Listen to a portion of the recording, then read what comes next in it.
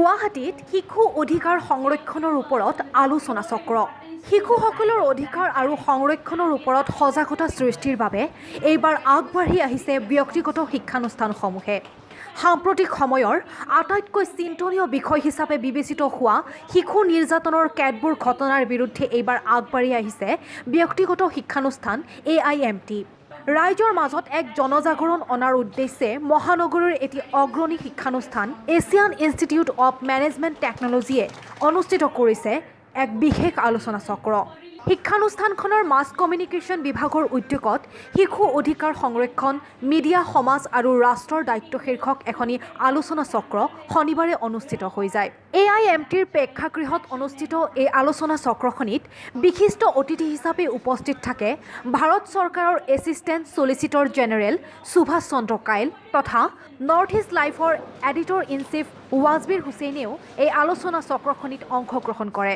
জ্যেষ্ঠ সাংবাদিকজনে আমাৰ সাংবাদিকৰ প্ৰশ্নৰ উত্তৰত বৰ্তমান শেহতীয়াকৈ হৈ থকা শিশুৰ ওপৰত বহুকেইটা নিৰ্যাতনৰ ঘটনাত চিন্তা ব্যক্ত কৰি এনে ঘটনাত জড়িত দোষীক কঠোৰতম শাস্তি প্ৰদানৰো পোষকতা কৰে। চাওক, প্ৰথমতে এনেকুৱা ধৰণৰ ঘটনাৰ অতি শ্বকিং ইনচিডেণ্টছ বিশেষকৈ অসমত আজি কিছুদিনলৈকে তেনেকুৱা ধৰণৰ ঘটনা খুব কম আছিলে। আজিৰ তাৰিখত প্ৰতিদিনাই আমি চাইল্ড এবিউজ বা ছেক্সুৱেল এক্সপ্লইটেশ্যন অফ চিলড্ৰেন এনেকুৱা ধৰণৰ ঘটনা আমি মিডিয়াত পাই আছোঁ, আমি নিজেও দৈনন্দিন আমি পাই আছোঁ। এইটো অতি চিন্তাজনক এটা বিষয়। মই ভাবোঁ যে ইয়াৰ এটাই এণ্টিড'ট আছে। এইটোক আমি ৰোধ কৰিবলৈ হ'লে মই ভাবোঁ যে এৱেৰনেছ, সজাগতাৰ অতি প্ৰয়োজন। মই ভাবোঁ যে চৰকাৰ বা পুলিচ অকল এনেকুৱা ধৰণৰ কাম, এনেকুৱা ধৰণৰ জঘন্য কাণ্ডক মই ভাবোঁ যে সদায় কণ্ট্ৰল কৰিব নোৱাৰে বা প্ৰিভেণ্ট কৰিব নোৱাৰে। মই ভাবোঁ যে ছ'চাইটিৰ, সমাজৰ প্ৰত্যেকজন মানুহৰ, প্ৰত্যেকজন ল'ৰা ছোৱালী, প্ৰত্যেকজন মানুহৰ দায়িত্ব। চ' এইটোৰ কাৰণে মিডিয়াৰ এটা যথেষ্ট ডাঙৰ ৰোল আছে সজাগতা তৈয়াৰ কৰাত। মই ভাবোঁ যে that is the prime importance of the media আজিৰ তাৰিখত। আৰু মই কোৱা নিচিনাকৈ আমাৰ আমাৰ প্ৰভিজনছ, আমাৰ কনষ্টিটিউচনেল প্ৰভিজন যথেষ্ট আছে। পস্ক'ৰ দৰে এটা ষ্ট্ৰিংজেণ্ট টাফ আছে, কিন্তু তাৰ পাছতো যে মানুহে এনেকুৱা ধৰণৰ জঘন্য কাণ্ড কৰি আছে, সেইটো এটা আশ্চৰ্যজনক কথা। আৰু আমি যদি আজিৰ তাৰিখত চাইল্ড ৰাইটছৰ কথা কওঁ, মই সদায় এটা কথা কৈ আছোঁ যে চাইল্ড ৰাইটছ মানে অকল এক্সপ্লইটেশ্যন অফ চিলড্ৰেন নহয়। চ' চিলড্ৰেনৰ বিভিন্ন তেওঁলোকৰ দিশ আছে, যেনে এডুকেশ্যন, যেনে হেল্থ কেয়াৰ। ইউনিচেফে কাম কৰি আছে, অসমত বিভিন্ন ধৰণৰ মানুহে কাম কৰিছে, national committee for protection of child rights আছে। চ' এইবোৰ যাতে ইমপ্লিমেণ্ট হৈছেনে নাই, মিডিয়াৰ এটা গভৰ্ণমেণ্টক, চৰকাৰক একাউণ্টেবল কৰা দায়িত্বটো মিডিয়াৰ।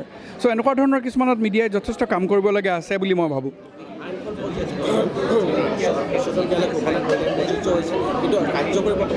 না,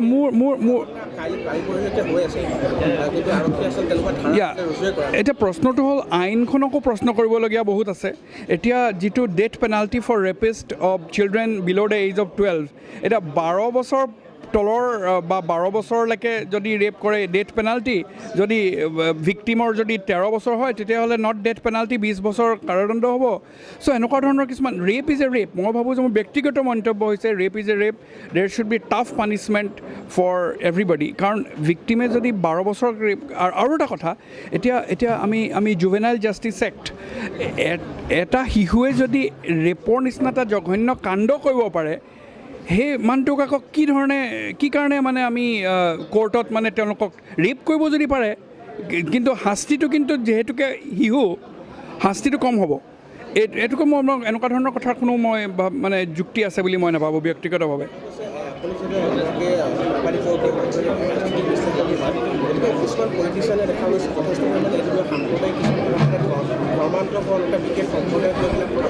কয় এইটো কথা হৈছে যে ষ্টেটিষ্টিক্সৰ পৰা ভিত্তিত তেওঁলোকে ব্যৱহাৰ কৰি তেওঁলোকে এটা পলিটিকেল কালাৰ দিবৰ কাৰণে সদায় চেষ্টা কৰে। কিন্তু যেনেকৈ মই কওঁ যে a terrorist is a terrorist, a rapist is a rapist, a criminal is a criminal.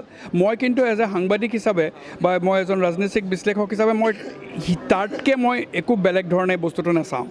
So' it's not correct. এই আলোচনা চক্ৰখনিত বেচৰকাৰী স্বেচ্ছাসেৱী সংস্থা বচপন বচাও আন্দোলনৰ ৰাজ্যিক সমন্বয় ডক্টৰ ৰশ্মি শৰ্মা, ববিতা শইকীয়া আৰু অসম ৰাজ্যিক শিশু সুৰক্ষা আয়োগৰ পৰামৰ্শদাতা মহৰ্ষি গোস্বামীও অংশগ্ৰহণ কৰে।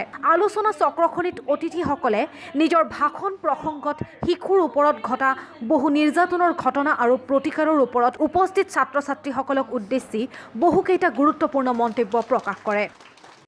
আচলতে আমাৰ এটা ছ'চিয়েল ৰেছপনচিবিলিটি আছে। এডুকেশ্যনেল ইনষ্টিটিউশ্যন এখনৰ এটা ছ'চিয়েল ৰেছপনচিবিলিটিও থাকে। চ' সেই ছ'চিয়েল ৰেছপনচিবিলিটি হিচাপত প্লাছ আমাৰ যিখিনি ষ্টুডেণ্টছ আছে সেই ষ্টুডেণ্টছখিনিক আমি এটা প্ৰফেচনেলি ট্ৰেইন কৰিব খোজোঁ। চ' সেই part of this professional training and professional education আৰু লগতে এটা ছ'চিয়েল ৰেছপনচিবিলিটি হিচাপত যে আমাৰ যিটো আজি ইছ্যু, যি বাৰ্ণিং ইছ্যু চাইল্ড ৰাইট বা child protection of child right, এই বাৰ্ণিং ইছ্যুটোৰ ওপৰত যদি আমি এটা কিবা এনালাইটিকেল ভিউ এটা ছ'চাইটিত পঠাব পাৰোঁ, that messages will certainly benefit the society. So এই অবজেক্টিভটো আগত ৰাখি আচলতে আমি Asian issues of management and টেকন'লজিয়ে এই গোটেই প্ৰগ্ৰেমটো এৰেঞ্জ কৰিছিলে আৰু ইয়াৰ মেইন অবজেক্টিভটো হৈছে কি যে যিহেতু এটা আমাৰ গোটেই ছ'চাইটিত এটা সাংঘাতিক ধৰণৰ এটা এই ইছ্যুটো হৈ আছে, যিহেতু আমি চাইল্ড প্ৰটেকশ্যনত যিমানখিনি চিলড্ৰেনছখিনিক প্ৰটেক্ট কৰিব পাৰিব লাগিছিল বা যিমানখিনি ৰাইটছ প্ৰভাইড কৰিব পাৰিব লাগিছিল সিমানখিনি ৰাইটছ প্ৰভাইড কৰিব পৰা নাই। গতিকে সেই ইছ্যুটোক লৈ যে আমাৰ ছ'চাইটিৰ কি ৰোল আছে, আমাৰ মিডিয়াৰ কি ৰোল আছে বা as a whole the government বা পলিটিকেল ছিষ্টেমটো বা ষ্টেটৰ কি ৰোল আছে, এইটো আমি আচলতে জনা উচিত বা ইয়াৰ ওপৰত বিশেষ ধৰণে কিছুমান ডিছকাশ্যন হোৱা উচিত। আলোচনা চক্ৰখনত অংশগ্ৰহণ কৰি শিক্ষানুষ্ঠানখনৰ ছাত্ৰ-ছাত্ৰীসকলেও যথেষ্ট উৎসাহ পোৱা বুলি মন্তব্য কৰে। এজ এ মিডিয়া ষ্টুডেণ্ট চিন্তাৰ বিষয়টোতো বহুত চিন্তাৰ বিষয় হয়। সদায় নিউজত দেখি থকা হৈছে যে প্ৰতিদিনে আৰু সৰু ল'ৰা ছোৱালীৰ প্ৰতি ক্ৰাইম বাঢ়ি গৈ আছে। চ' চিন্তাৰ বিষয় এইটো যে একো কৰিব পৰা নাই এতিয়ালৈকে। মই ইউথ হৈ পেলাই, ষ্টুডেণ্ট হৈ পেলাই, যোনটো ডিপাৰ্টমেণ্টে নহয় লাগিলে এইটো প্ৰব্লেম ফেচ কৰিছোঁ যে একো কৰিব পৰা নাই। অকল মই নহয়, গভৰ্ণমেণ্টো নহয়, এডমিনিষ্ট্ৰেশ্যন প্ৰশাসন কোনোৱে কৰিব পৰা নাই। চ' আজি যাতে চেমিনাৰখন অৰ্গেনাইজ কৰাৰ মেইন আমাৰ ইণ্টেনশ্যন এইটো হৈছে যদি কিবা এটা চলিউশ্যন ওলাওক যে এই চেমিনাৰটো শেষ হোৱাৰ পিছত কেনেকৈ আগবাঢ়িব লাগে, কিবা এটা হ'লেও সেইটো পজিটিভিটি লৈ পিনে এই চেমিনাৰটো অৰ্গেনাইজ কৰা হৈছে। আৰু এইটো শেষ হোৱাৰ পিছতহে গম পোৱা যাব যে কিমান ডোখৰলৈকে আমি আগবাঢ়িছোঁ আৰু কিমান সক্ষম হৈছোঁ। বছ, থেংক ইউ। আশা কৰা হৈছে এনে অনুষ্ঠানৰ যোগেদি অসমৰ লগতে সমগ্ৰ দেশৰ সমাজ জীৱনলৈ এক ইতিবাচক বাৰ্তা প্ৰেৰণৰ সহায়ক হ'ব।